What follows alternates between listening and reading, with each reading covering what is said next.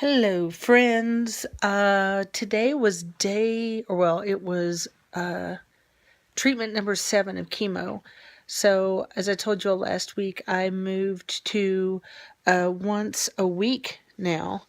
So, they're doing a third of the dosage, but it is allegedly still doing the trick. And I got some really good news today.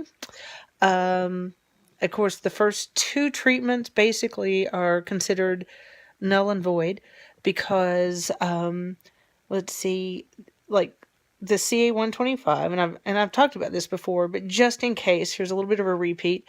That is CA for cancer, and then 125 is the number they give for ovarian cancer. So, I don't know what the number is for pancreatic, but it could be like CA 34 or something like that. So that is like tumor markers and what they use to measure like the amount of these in your system. So I know the first time I had cancer, it was really high. So this time the doctor thinks that, during those first 2 treatments, we probably just caught it right because he just found it randomly. I wasn't having any symptoms. So he thinks that it was just getting ready to skyrocket anyway. So use sort of the analogy of if you're going 80 and you hit the brakes, you don't just stop immediately. So you kind of have to come to a stop and slowly but surely. So then at the third treatment, my counts had come down to like 1,500. And then the fourth treatment was like 1,400. And then the fifth treatment was like 13 or 1,200 there. So after these, it's like 1 week behind. So 2 weeks ago, it had come down to 840. So I'm not sure what it was 1 week ago. I should find out next week. So fingers crossed, because that is really good, because our goal is to get it into the lower 100s. So they said for me not to worry that once we get it, like once it starts to get really low, it kind of bounces a little bit and it will increase and decrease and everything like that. So they said that is not necessarily indicative of like the cancer coming back. It's just when you get that low, for whatever reason, it bounces a little bit. So I forgot to schedule this today because they gave me a bunch of Benadryl and I was just sort of walking out like a zombie. But I've got another treatment next week, so that will be the third treatment of what would be considered one of the really big treatments earlier. So after that, I have to get a CT scan before I go see John 5 in Portland. But I have to go get a CT scan, and what we're doing there is to make sure that the mass in my left lung is decreasing. So if that matches up with the CA125 levels, then we're in business. But, and I'm just saying this, I'm being an optimist. If it doesn't, then I think the doctor will look at like a plan C, because we're on plan B at this point. So, but I'm optimistic. I feel good. It is remarkable what cutting that dosage to thirds has done. I went to work after chemo today. I've been doing a little bit of cleaning and stuff, so I'm pretty excited about that. So, the Avastin causes me to have a terribly runny nose. We've talked about that before, but overall, I'm all but eyelashless at this point, as well as browless. So I've told people that, my friend Phaedra and John, see, you can see it's worn off here. So I have like a few little hairs, but basically you wouldn't know it now. Been doing stuff all day, been up since like 5:30. But I keep getting all these compliments on my makeup and my eyebrows. And so I said, basically, and like in the world of browless people, the woman with the good brow makeup is queen. That's me. So, yeah, this benefits Browzam. If for some reason you lose your eyebrows, get you some of that at like Ulta or Sephora. Stuff is phenomenal. Like, it's super easy to use. I thought, oh, Lord, I'm going to look like I have painted on eyebrows. But people think that they're real. It works with like any little bit of like fur that you have there. It even comes with a ruler. So I'm not here to necessarily say go buy it, but I can say without any doubt that it has worked for me. So people don't know that I don't have eyebrows until I show them, like today, like, oh look, they're falling out. So overall, things are looking up, I think. Not that they were ever down, but they're looking up. So that's it for today, this week. So if and this is no requirement, but if you want to contribute to Relay for Life, the University of Mary Washington students are the absolute. They're so stinking cute, I can't stand it. But Molly Garthwaite started a campaign. It's called Run Like Hell, because hell is my last name. Running I don't do.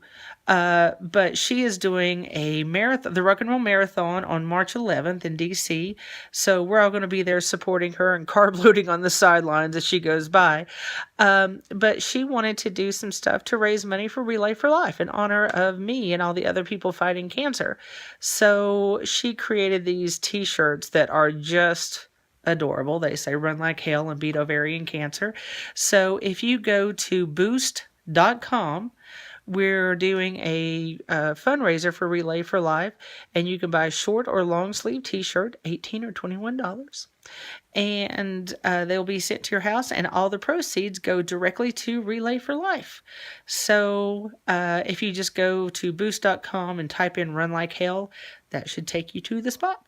So I will talk to you next week, and hopefully I'll have even better news.